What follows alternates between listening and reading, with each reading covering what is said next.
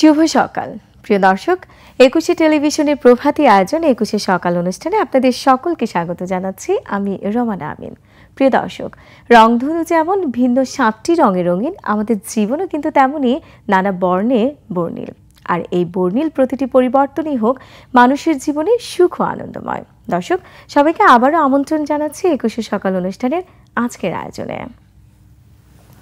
আজ ২১শে সকাল অনুষ্ঠানে বিভিন্ন অংশে থাকছে আজ ও আগামীকালের আবহাওয়ার খবর, জানেন কি, আমাদের উদ্ভিদ আমাদের পরিবেশ, অজানা তথ্য, ঝটপট রেসিপি, ঘরের খাবার, মজার খাবার এবং থাকছে প্রিয় শিল্পীর একটি মিউজিক ভিডিও। আর শুরুতেই আজ ও আগামীকালের আবহাওয়ার খবর। আজ সোমবার ১৭ই অগ্রহায়ণ ১৪৩১ বঙ্গাব্দ, ২রা ডিসেম্বর ২০২৪ খ্রিস্টাব্দ, ২৯শে জমাদিউল আওয়াল ১৪৪৬ হিজরি হেমন্তকাল। আজকে সূর্যাস্ত সন্ধ্যা ৫টা ১০ মিনিটে এবং আগামীকাল সূর্যোদয় সকাল ৬টা ২৪ মিনিটে। সকালে শিশির ভেজা ঘাস আর হালকা কুয়াশায় প্রকৃতিতে ভেজে ওঠে শীতের আগমনী বার্তা। মাঠের পাকা সোনালী ধান, কৃষকের ধান ঘরে তোলার দৃশ্য কিংবা কৃষক কৃষাণীর আনন্দ সবই যেন শীতের রূপের অনুষঙ্গ।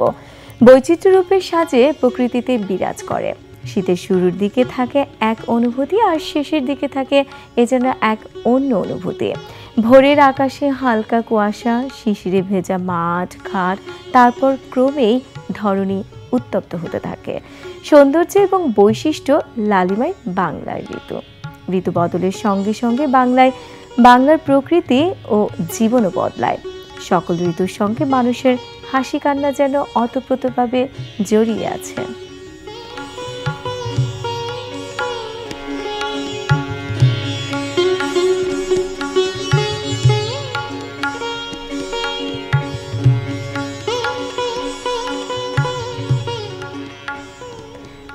দর্শক, এতক্ষণ দেখছিলেন আবহাওয়ার খবর। প্রিয় দর্শক, এ পর্যায়ে আমাদের আয়োজনে রয়েছে জানেন কি সেগমেন্টটি। কতই না বিচিত্র এই পৃথিবী, আবার প্রাণেরও কতই না বিপুল সমারোহ। পৃথিবী জুড়ে রয়েছে নানা ধরনের প্রাণীর ও পতঙ্গের অস্তিত্ব, আবার তাদের আলাদা আলাদা স্বভাব এবং বৈশিষ্ট্য রয়েছে। জীবনযাপন, আচার আচরণও তাদের নানান ধরনের। আর সেসব সম্পর্কে আমাদের ধারণাই বা কতটুকু। হ্যাঁ দর্শক, আজ আমরা জেনে নেব পানকৌড়ি পাখি নিয়ে তেমনই কিছু তথ্য। জলের রাজ্যের কালো রাজা পানকৌড়ি পাখি। নাম শুনে চোখের সামনে ভেসে ওঠে কালো বর্ণের জলের মধ্যে দক্ষতার সাথে সাঁতার কাটা এক পাখি। বাংলাদেশের প্রায় সব জায়গায় এই পাখিটি দেখা যায়। আজকে আমরা পানকৌড়ি পাখি সম্পর্কেই বিস্তারিত জানাবো আপনাদের। পানকৌড়ির শরীর কালো রঙের, লম্বা ও সরু ঠোঁট এবং জালযুক্ত পা। এই পাগুলো এদেরকে পানির মধ্যে সাঁতার কাটতে সাহায্য করে। পানকৌড়ির চোখ খুবই তীক্ষ্ণ এবং এরা দূর থেকে শিকার ধরতে পারে। পানকৌড়ি সাধারণত নদী, হ্রদ, বিল এবং সমুদ্রের কাছাকাছি অঞ্চলে বসবাস করে। এরা ডালপালা, সামুদ্রিক আগাছা এবং গুয়ানো দিয়ে ঝোপঝাড়, বৃক্ষ বা সমুদ্র তীরবর্তী পাহাড়ের খাঁজে বাসা বাঁধে। পানকৌড়ির প্রধান খাদ্য হলো মাছ। এছাড়াও এরা কাঁকড়া, ব্যাঙাচি, ব্যাঙ ইত্যাদি খায়। পানির মধ্যে ডুবে থেকে এরা মাছ শিকার করে। পানকৌড়ির প্রজননকাল সাধারণত মে থেকে অক্টোবর পর্যন্ত। স্ত্রী পানকৌড়ি একবারে ৪ থেকে ৫টি নীল সবুজ ডিম পাড়ে। ৩ থেকে ৫ সপ্তাহে ডিম ফুটে ছানা বের হয়। পানকৌড়ি পরিবেশের ভারসাম্য রক্ষায় গুরুত্বপূর্ণ ভূমিকা পালন করে। এরা জলাশয়ের পানি পরিষ্কার রাখতে সাহায্য করে, কারণ এরা পানির মধ্যে থেকে বিভিন্ন ধরনের পোকামাকড় এবং ছোট মাছ খেয়ে ফেলে। দূষণ, জলাশয়ের আয়তন কমে যাওয়া এবং অবাধ শিকারের কারণে পানকৌড়ির সংখ্যা কমে যাচ্ছে ক্রমেই। পানকৌড়িকে সংরক্ষণ করার জন্য আমাদের সকলকেই সচেতন হতে হবে। জলাশয় পরিষ্কার রাখা কিংবা অবাধ শিকার বন্ধ করা এবং বনজ সম্পদ রক্ষা করা আমাদের গুরুদায়িত্ব। আপনারা জেনে হয়তো কিছুটা অবাক হবেন, পানকৌড়ি পাখি কিন্তু খুব ভালো সাঁতারু। পানকৌড়ির বিষ্ঠা থেকে উৎপন্ন সার গুয়ানো একটি বাণিজ্যিক পণ্য হিসেবেও যথেষ্ট সমাদৃত। পানকৌড়ি দলবদ্ধ হয়ে বাস করে। পানকৌড়ির আয়ু প্রায় ৮ থেকে ৯ বছর। পানকৌড়ি একটি অত্যন্ত সুন্দর এবং আকর্ষণীয় পাখি। এরা আমাদের পরিবেশের জন্য খুবই গুরুত্বপূর্ণ।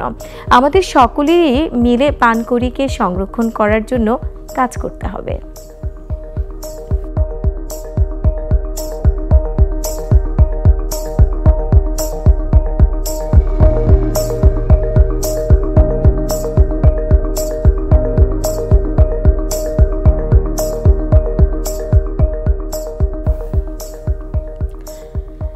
প্রিয় দর্শক, দেখছিলেন জানেন কি সেগমেন্টটিতে পানকুড়ি পাখির বৈশিষ্ট্য।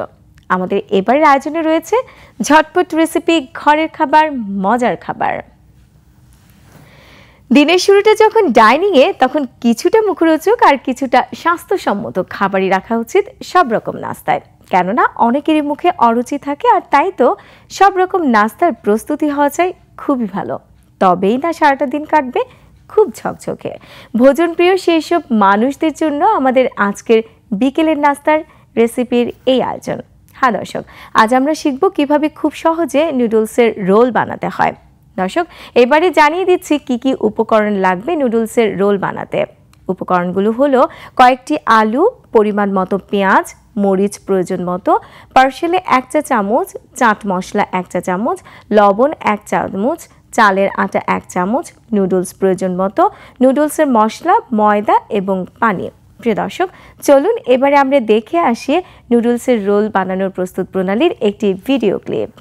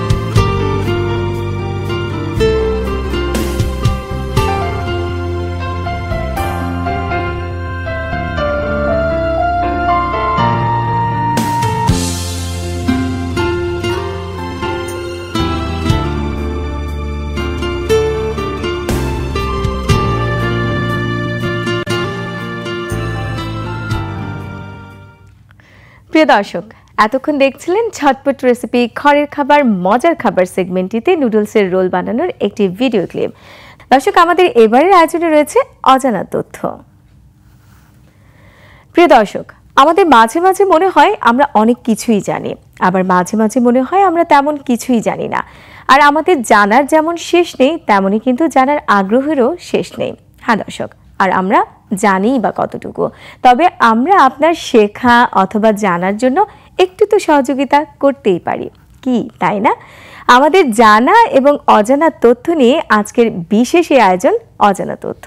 দর্শক, আজকে আমরা জানব নোবেল আবিষ্কারের ইতিহাস নিয়ে। আলফ্রেড নোবেল নামটি শুনলেই আমাদের মনে আসে বিস্ফোরক ডায়নামাইট এবং বিশ্বের সবচেয়ে সম্মানজনক পুরস্কার নোবেল পুরস্কারের কথা। ডায়নামাইটের জন্মদাতা আলফ্রেড নোবেল ছিলেন একজন সুইডিশ রসায়নবিদ ও শিল্পপতি। তিনি 1833 সালে সুইডেনে জন্মগ্রহণ করেন। নোবেল ছোটবেলা থেকে বিজ্ঞানের প্রতি গভীর আগ্রহী ছিলেন। তিনি বিভিন্ন রাসায়নিক পদার্থ নিয়ে পরীক্ষা নিরীক্ষা করতে ভালোবাসতেন। 1863 সালে নোবেল তার প্রথম নাইট্রোগ্লিসারিন জাত পণ্যের পেটেন্ট করেন। এতে ইংরেজিতে বলা হয় ব্লাস্টিং অয়েল। এটি এক ধরনের বিস্ফোরক। এরপর ব্লাস্টিং ক্যাপ নামক একটি ব্যবস্থা উদ্ভাবন করেন যা নাইট্রোগ্লিসারিন বিস্ফোরণের ট্রিগার হিসেবে কাজ করে। কিন্তু নাইট্রোগ্লিসারিন খুবই অস্থির পদার্থ ছিল এবং এর বিস্ফোরণে অনেক দুর্ঘটনা ঘটেছিল। এই দুর্ঘটনার পর নোবেল নাইট্রোগ্লিসারিনকে আরও স্থিতিশীল করার উপায় খুঁজতে থাকেন। অবশেষে তিনি নাইট্রোগ্লিসারিনকে ডায়াটোমেসিয়াস আর্থের সাথে মিশিয়ে ডায়নামাইট আবিষ্কার করেন। ডায়নামাইট নাইট্রোগ্লিসারিনের চেয়ে অনেক বেশি স্থিতিশীল এবং নিরাপদ ছিল। ডায়নামাইটের আবিষ্কার বিশ্বকে বদলে দিয়ে দেয়। এটি খনিজ সম্পদ উত্তোলন, সড়ক নির্মাণ এবং অন্যান্য নির্মাণ কাজে ব্যাপকভাবে ব্যবহৃত হতে শুরু করে। ডায়নামাইটের আবিষ্কারের ফলে শিল্প বিপ্লব আরও ত্বরান্বিত হয়। কিন্তু ডায়নামাইটের ব্যবহারের ফলে অনেক যুদ্ধও হয়েছে। প্রথম বিশ্বযুদ্ধ এবং দ্বিতীয় বিশ্বযুদ্ধে ডায়নামাইট ব্যাপকভাবে ব্যবহৃত হয়েছিল। ডায়নামাইটের আবিষ্কারের ফলে নোবেল অর্থের মালিক হয়ে ওঠেন। অনেকের ধারণা ডায়নামাইটের আবিষ্কারের জন্য নোবেল অনুতপ্ত বোধ করেন এবং তাই তিনি নোবেল পুরস্কার প্রতিষ্ঠা করেছিলেন। কিন্তু এটি সম্পূর্ণ সত্য নয়। নোবেল মূলত মানবতার কল্যাণে কাজ করা বিজ্ঞানী এবং সাহিত্যিকদের উৎসাহিত করতে চেয়েছিলেন। নোবেল 1895 সালে তার মৃত্যুর আগে একটি উইল করে যান। এই উইল অনুসারে তার সম্পত্তির বেশিরভাগ অংশ দিয়ে একটি ফাউন্ডেশন গঠন করা হবে। এই ফাউন্ডেশন থেকে প্রতি বছর পদার্থবিজ্ঞান, রসায়ন, শরীরবিজ্ঞান এবং চিকিৎসা বিজ্ঞান, সাহিত্য এবং শান্তির ক্ষেত্রে অসাধারণ অবদান রাখার জন্য পুরস্কার দেওয়া হবে। 1901 সাল থেকে নোবেল পুরস্কার প্রদান করা শুরু হয়। পরবর্তীতে অর্থনীতির শাখায়ও নোবেল পুরস্কার দেওয়া শুরু হয়।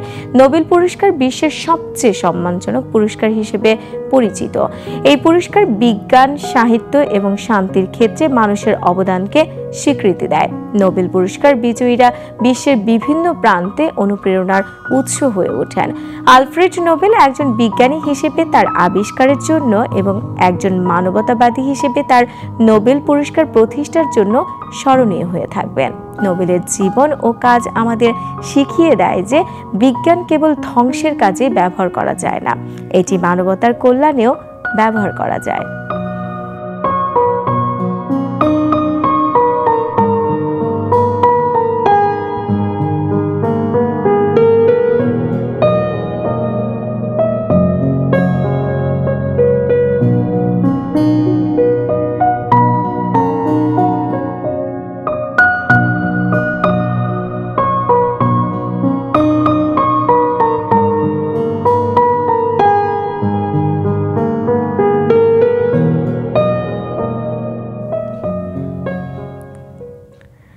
প্রিয় দর্শক, আপনারা এতক্ষণ দেখছিলেন অজানা তথ্য সেগমেন্টটি।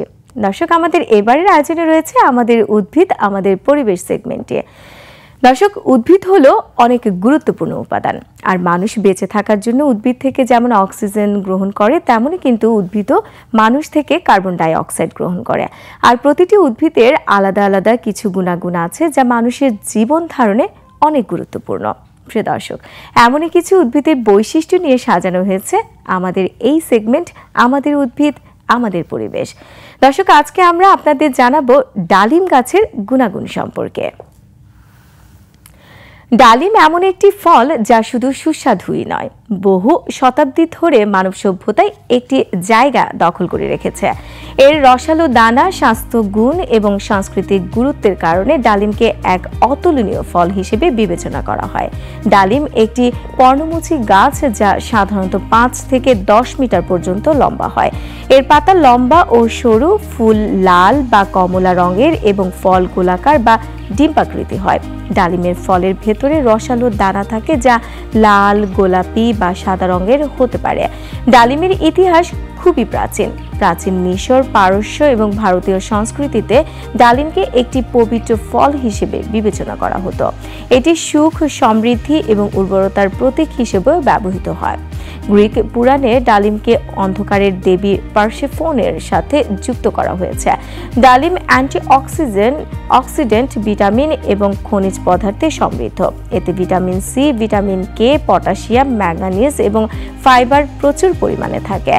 ডালিমের রসালো দানা শরীরের জন্য অত্যন্ত উপকারী। ডালিমে থাকা অ্যান্টিঅক্সিডেন্ট রক্তনালী পরিষ্কার রাখতে এবং হৃদরোগের ঝুঁকি কমাতে সাহায্য করে।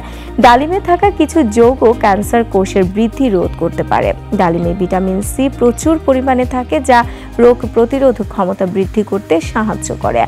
ডালিমে থাকা ফাইবার পাচনতন্ত্র স্বাস্থ্যকর রাখতে সাহায্য করে। ডালিমে থাকা অ্যান্টিঅক্সিডেন্ট চামড়াকে সুস্থ রাখতে এবং বয়সের ছাপ কমাতে সাহায্য করে।